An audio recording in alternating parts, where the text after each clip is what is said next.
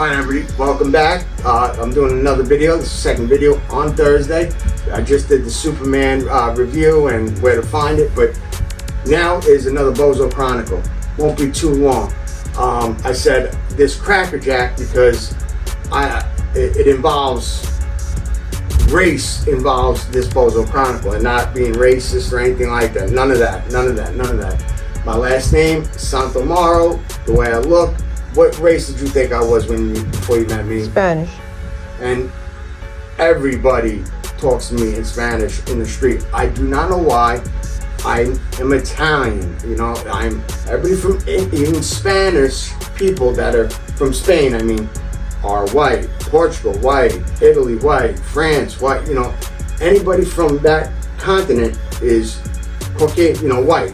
Caucasus Mountain is somewhere else. I don't know about Caucasian, but white. And I don't care if I was Spanish, I don't care if I was black, Asian, Spanish, white, I don't care what race. This has to do with the confusion. I went to my violation, I signed my rights to have to, you know, do the year violation, and I did Willard. Willard is just an Army boot camp. Instead of COs, you're getting drill DIs, CO, DI, they're still COs, but they're DIs, drill instructors.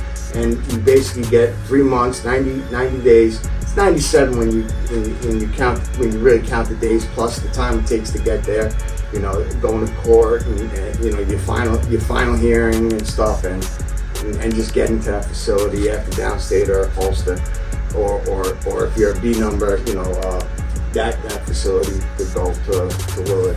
And after I was done with Willard, just about done, for whatever reason, I get called down to an office. I walk into the office, I don't know what it's about, and I see nothing but Spanish people, not from Spain. I'm talking about like Spaniards, like you know, anybody from Central America, Mexico, Central America, and Southern America. You know, like Salvadorians, West Indian, you know, all of that, and then me. So I didn't understand. I didn't know if I was in trouble or if I was getting my certificate. I didn't know what the hell I was there for or what it was. And I asked them, what is this about? Like, why are we here, fellas? And they said, this is ICE. ICE is here to interview us all because a lot of us will get deported from here now. You know, after we did this, we're getting deported. And I'm like, why am I here? I'm American, my parents are American, and like maybe like we're third generation on, well, I'm third generation on my mom's side, because I think, yeah, my grandma came from the boat, and my mom's father, I don't call him grandfather for my own personal reasons, but my mom's father, he, I believe, also came, you know, from Italy, but my grandmother came from, you know, Germany. She was there when the SS troops, you know, they hid Jews. I don't know if they're in the basement, in the attic, they hid Jews, but their neighbors got caught hiding Jewish people. So they had to, my grandma, as a little kid, and her family had to come out and stand in line and stare while her neighbors got point blank shot and killed, you know, right then and there behind Jewish people. So I can imagine what they felt knowing that they were doing the same thing, but they didn't get caught. They saved people too, and they all should have been saved. You know, like nobody deserved that. Nobody. You know, that's a bad part of time in life on Earth.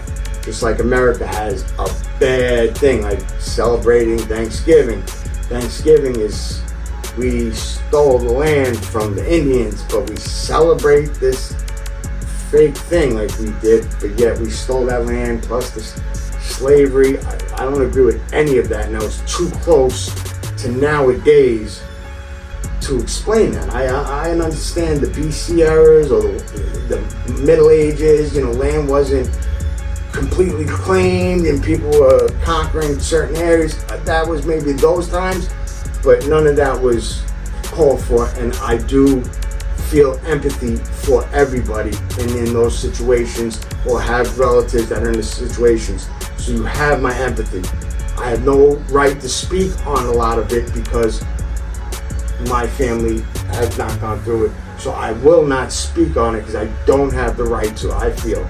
But I do want to say everybody has my empathy. But let me get back to the story. I was in an ICE interview to get deported.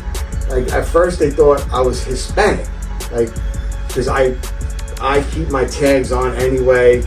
A lot of people take it off because they're PDF files, if you know what I'm saying. So they don't want people to run their charges, because all you got to do is go to inmatelookup.com or something, and just either the DIN or the last name, and then you find out what facility, the age, and the charges and stuff like that, and everything about them. But I left mine on because there's no such thing as a good crime, because a crime is a crime. But there is, if you understand what I'm saying, there's honorable crimes and dishonorable crimes. As far as like, what's that guy who supposedly killed himself? That they were gonna do the files. Oh, Epstein. Like, those type of people, they'll take off their things because they don't want people looking. Those are dishonorable crimes, and they deserve to be dealt with. And I've dealt with some, but they're protected by the state, you know, so that's a hate crime, you know, so you gotta watch yourself, and they tell them they get watched and blah, blah, blah. All my charges were, my MO is the same as it's been since 13 years old. House burglaries.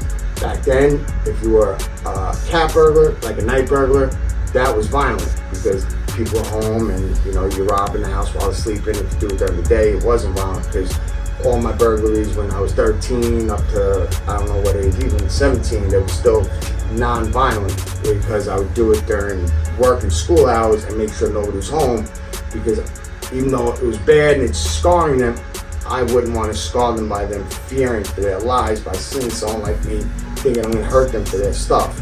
I'll run scared thinking they're going to kill me in the house, or I just am not willing to don't do crime if you're not willing to do the crime, the time. That's how I lived my life. I never once told on anybody, but I was told on multiple times. Almost every time I got caught, it was because I got ratted on.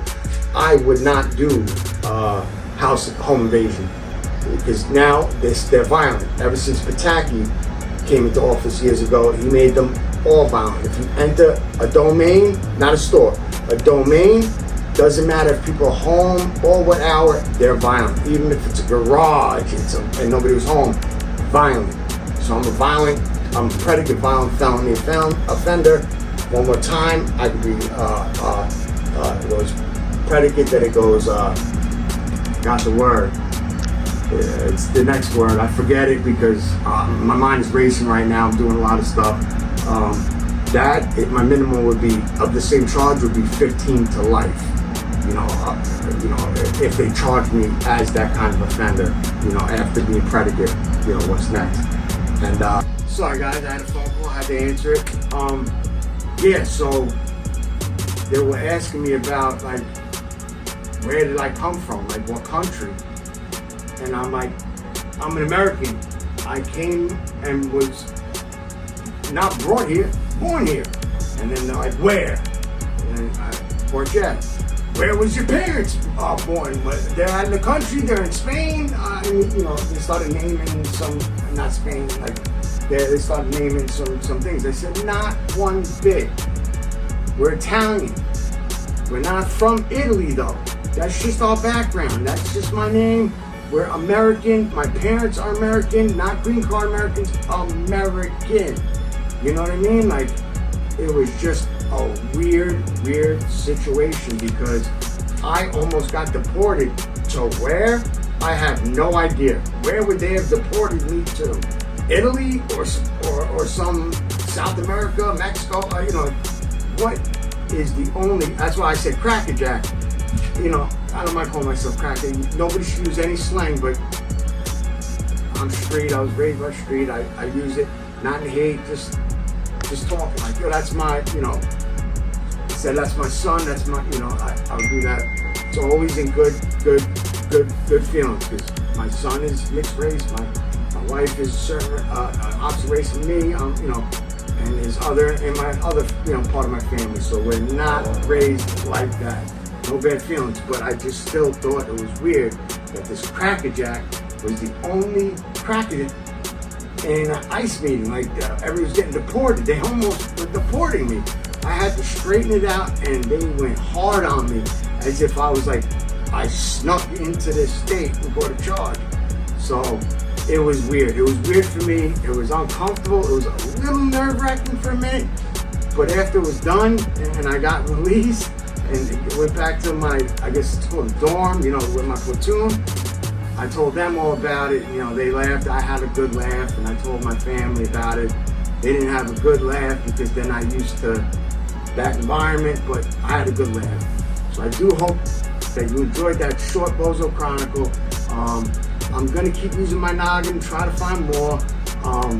It's ever since I got that frontal lobe damage, the fake skull, you know, the TBI, it's hard to remember everything. Like, I'll get it, little fragments, and then I'll remember a certain story. And then if I don't do the video right then I'll forget it, and then, you know, and then I'll have to rethink of something.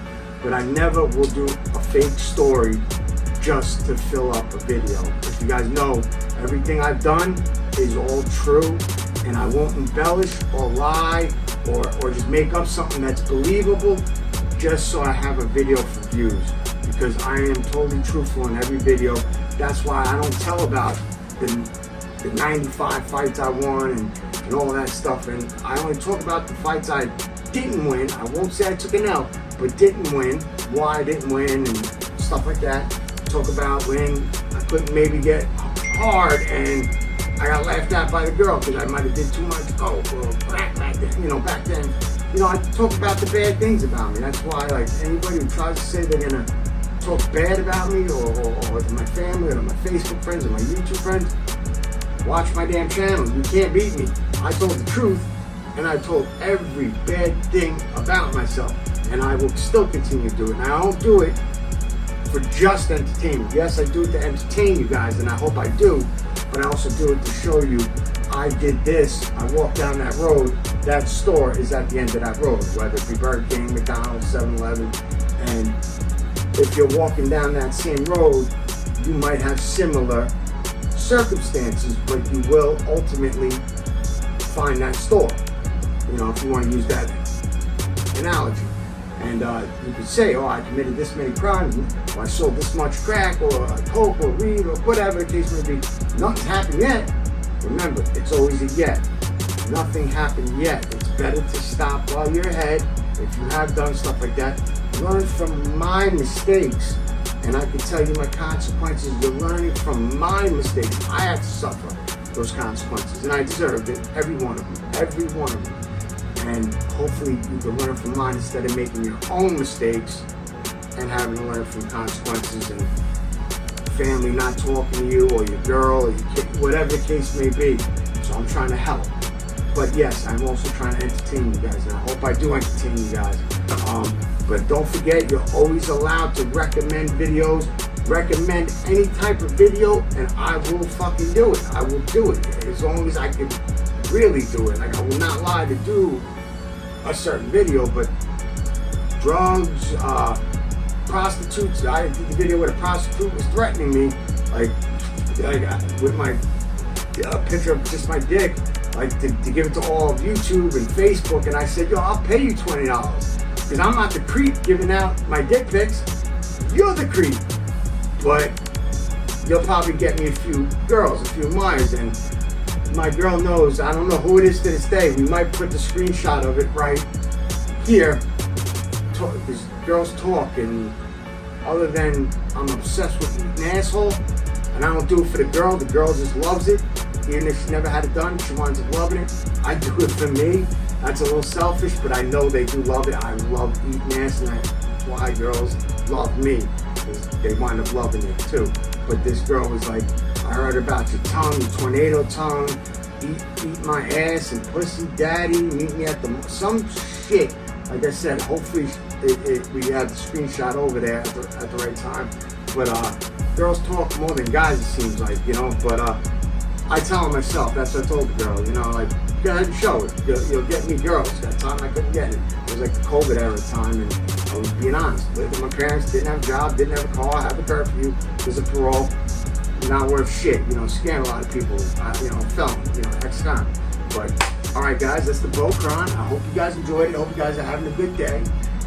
Watch that Superman video. Watch anything you want on that dopebox.to. Don't fill it up too much, because then I won't be able to watch it.